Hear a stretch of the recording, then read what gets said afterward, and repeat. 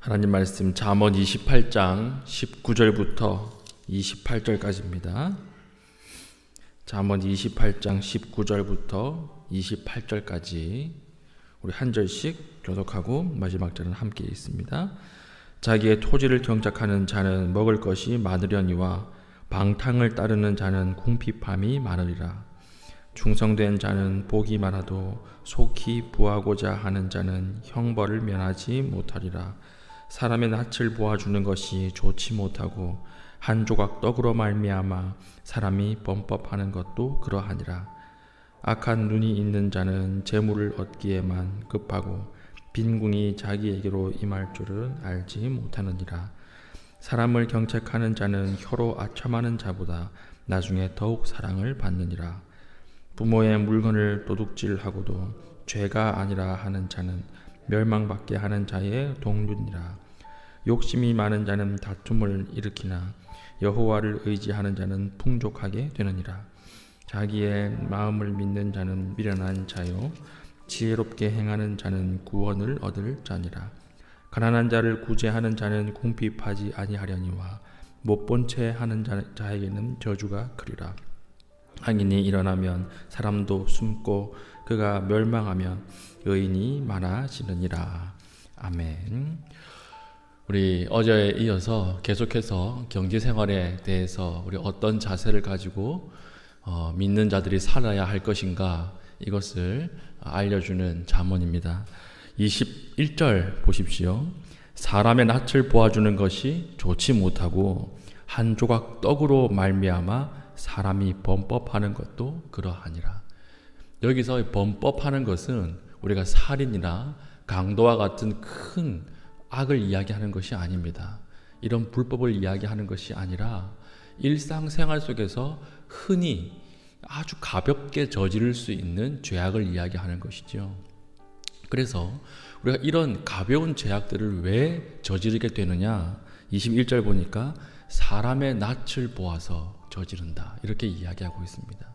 계속 그 사람을 봐야 되니까 그 사람의 낯을 보고 어쩔 수 없이 들어줄 수 있는 그런 악이 있다라고 하는 것이죠.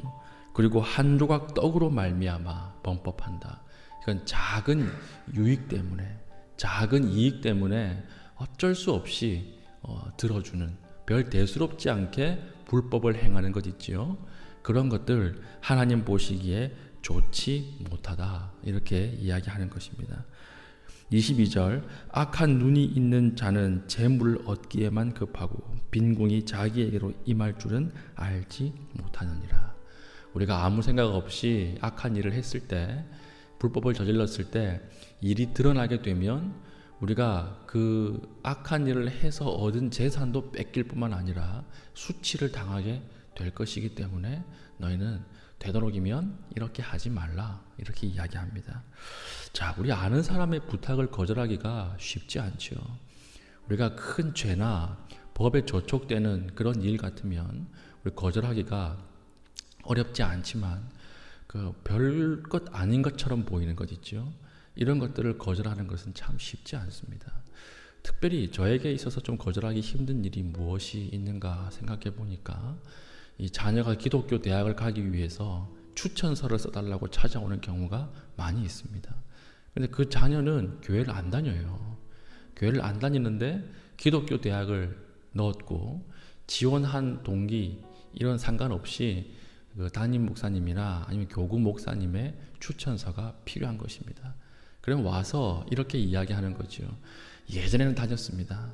예전엔 다니다가 지금은 안 다니는데 이제 기독교 대학 들어가면 다닐 겁니다. 이렇게 이야기하는 것이죠. 이게 아무것도 아닌 것처럼 보여요. 혹시라도 이 아이가 기독교 대학에서 복음을 듣고 믿음을 가지게 되면 더 좋은 건 아니겠습니까? 참 써줘야 되나 말아야 되나. 근데 분명 그것은 거짓말이죠. 그런데 이런 것에 대해서 참 죄송하다고 이야기하는 것이 힘들다라고 하는 것입니다. 왜 그렇습니까? 제가 그 사람의 낯을 계속 봐야 되기 때문에 그래요. 그 사람과 계속 관계를 해야 되기 때문에 이런 사소한 불법들을 같이 행하는 것 이게 참 힘든 일이다라고 하는 것이죠. 근데 많은 순간에 보면요, 이렇게 해서 들어간 기독교 대학에 들어간 아이가 믿음을 가지게 되는 경우는 굉장히 드물더라고요. 오히려 이 아이에게 어떤 영향을 주냐면, 교회도 거짓말로 이렇게 말로만 잘하면 되는구나, 오히려 하나님을 무시하는 쪽으로 나가지, 이 아이가 믿음을 가지는 경우는 극히 드물다라는 것입니다. 그래서 그 가정을 생각하고 아이의 영혼을 생각한다면 대부분 써주지 않습니다. 대부분이 아니라 한 번도 안 써준 것 같아요. 그러면 관계가 서먹해지는 거지요. 특히 장로님이나 권사님이나 집사님들이 와서 부탁을 했는데 어렵게 부탁한 거 아니겠습니까? 그런데 그것에 대해서 정확하게 바로 이야기하면 관계가 서먹해진다라고 하는 것입니다. 우리가 왜 이렇게 작은 한 조각의 떡 때문에 불의한 것들을 들어줄 수밖에 없을까요? 그래서 오늘 21절에 나오지요. 사람의 낯을 보기 때문에, 사람의 낯 때문에 우리가 작은 불의에 넘어지게 된다, 이렇게 이야기합니다. 그럼 작은 불의에 넘어지지 않기 위해서는 우리가 누구의 낯을 봐야 될까요? 하나님의 낯을 봐야 한다라고 하는 것입니다. 사람의 낯을 의식하면 사람이 두렵고요, 하나님의 낯을 의식하면 사람이 두렵지 않습니다. 하나님을 두려워하면 사람이 두렵지 않고요, 사람을 두려워하면 하나님이 두렵다는 것입니다. 그러니까 우리가 항상 세상을 사는 가운데 이런 하나님 앞에서 산다라고 하는 신전 의식을 가지고 사는 것이 중요하다라고 하는 것이죠. 다니엘 보십시오. 다니엘은 우상 숭배의 최고 중심분인 다니엘 왕궁 한가운데서 기도했습니다. 그렇죠. 다니엘 한가운데, 그러니까 바벨론 한가운데서 다니엘이 기도할 수 있었던 이유는 무엇입니까?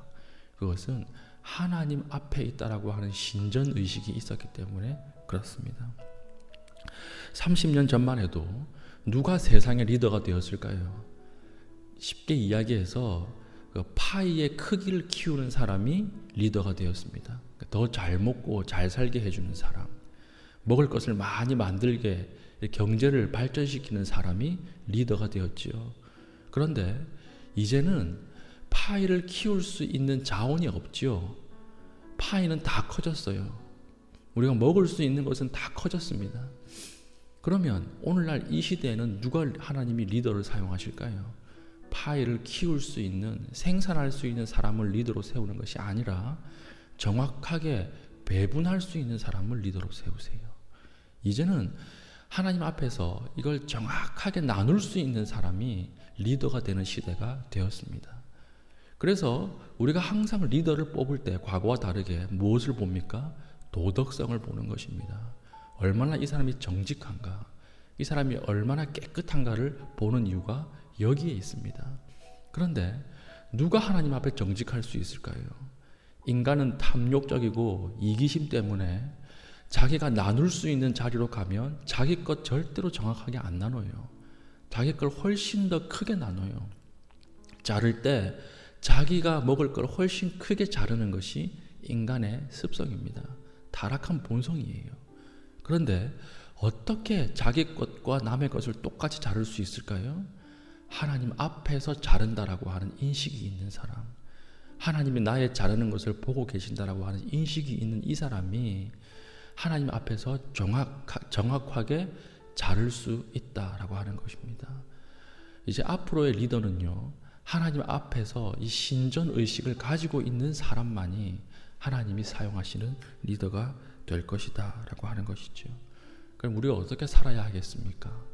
하나님 앞에서 하나님이 나의 모든 일거수일투족을 보고 계신다라고 하는 이 신전의식을 가지고 있는 사람이 하나님 앞에 쓰임받는 사람이 된다라고 하는 것입니다. 우리는 얼마나 이 의식을 가지고 살고 있습니까? 하나님이 우리의 모든 것을 다 보고 계십니다.